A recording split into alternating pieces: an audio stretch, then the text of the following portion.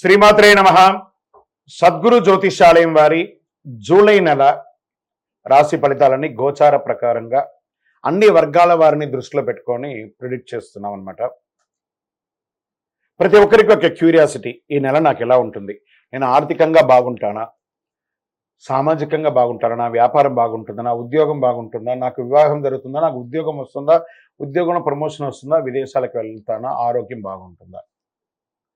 తప్పకుండా ఇవన్నీ తెలుసుకోవాల్సిన విషయం. నిజంగా ఆ గ్రహం మార్పిడి వల్ల మీరు అడిగిన ప్రశ్నలు అన్నిటికీ కూడాను ఆన్సర్ వస్తుంది. జ్యోతిశాస్త్రీత్యా ద్వాదశ రాశుల్లో 12వ రాశి అంటే ఆఖరి రాశి అయినటువంటి మీన రాశి మిత్రులారా, మీరు పూర్వాభాద్ర నక్షత్రం 4వ పాదం, ఉత్తరాభాద్ర నక్షత్రం 1, 2, 3, 4 పాదములు, రేవతి నక్షత్రం 1, 2, 3, 4 పాదాలకు జన్మించిన మీరు మీనరాశి వారిగా పరిగణించబడుతున్నారు. ఈ జూలై నెల 2024 మీకు శుభాశుభ ఫలితాలు ఎలా ఉన్నాయి?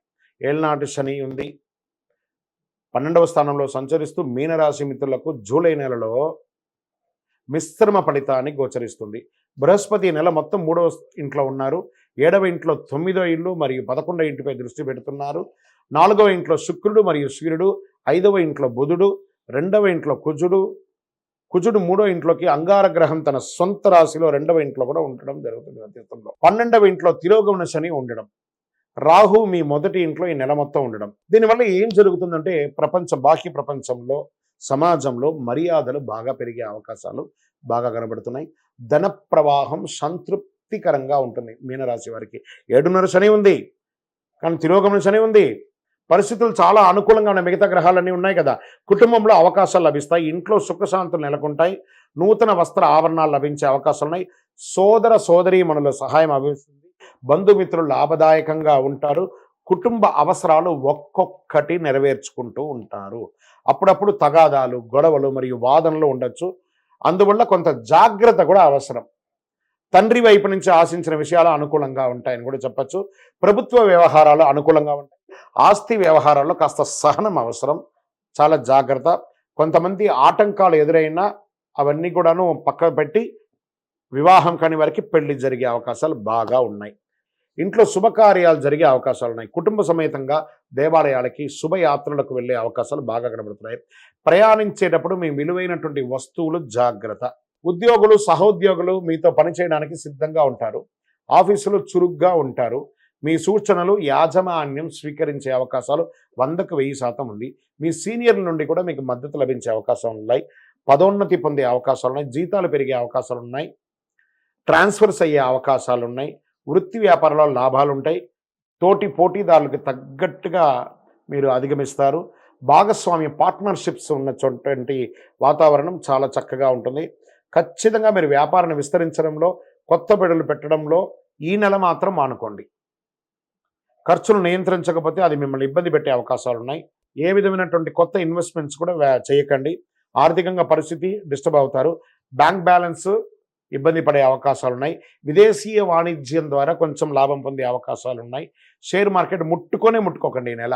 వ్యవసాయదారులకి బాగుంది. మీడియా రంగం వారికి మిశ్రమం, ఐటీ రంగం వారికి కాస్త గడ్డు కాలం అనే కూడా చెప్పచ్చు.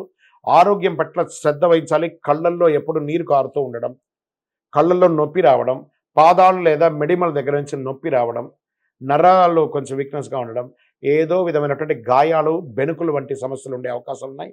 దంతాలు నొప్పి, బాగా పళ్ళకు సంబంధించి, కళ్ళలో మంట, కొంచెం జనరల్ చెకప్, మాస్టర్ చెకప్ ఆరోగ్యపరంగా చేసుకోండి.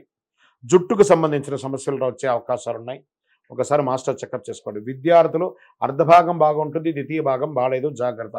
అనుకూలమైనటువంటి రోజులు 2, 5, 9 తారీఖులు బాగుంటాయి. చంద్రాష్టమం జూలై 14 ఉదయం నుండి 16 రాత్రి వరకు ఉంటుంది కాబట్టి ఈ 2.5 రోజులు చాలా జాగ్రత్తగా ఉండండి. సంతకాలు పెట్టేటప్పుడు, వాహనం నడిపేటప్పుడు అన్ని రకాలుగా జాగ్రత్తగా ఉండండి. అదృష్ట సంఖ్య 5 అని చెప్పచ్చు.